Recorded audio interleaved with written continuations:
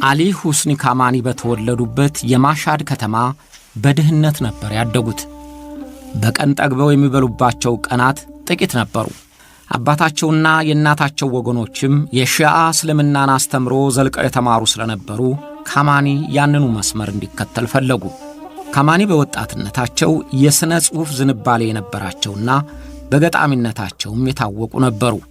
ግን የወላጆቻቸውን ፍላጎት ተከትለው በማሻድና በኢራቅ በሚገኘው ቅዱስ ቦታ በናጃፍ ባሉት የእስልምና ትምህርት ተቋሞች ትምህርታቸውን ተከታተሉ። የሺዓ ሊቃውንት በሚመረቁበት በቁም መንፈሳዊ ትምህርት ተቋምም ትምህርታቸውን ተከታትለዋል። ከመጀመሪያው የኢራን መንፈሳዊ መሪ አያቶላህ ሩሃላ ሆሚኒም ጋር የተዋወቁት እዚያው ነበር።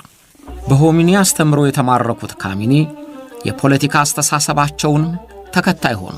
ሆሚኒ በሻሁ መንግሥት ሲታሰሩና ሲሰደዱ፣ ካማኒ ግን ከሀገር ሳይወጡ በስውር የሻሁን መንግሥት ከሚቃወሙት ጋር በስውር ተቀናጁ።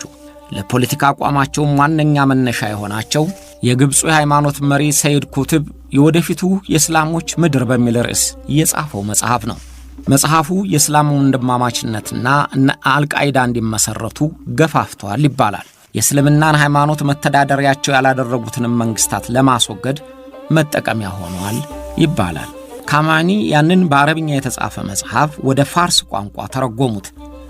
የኢራን የጊዜው የደህንነት መስሪያ ቤት ሳባክ እንዳይሰራጭ አገደው። ከጥቂት ጊዜ በኋላም ታሰሩ።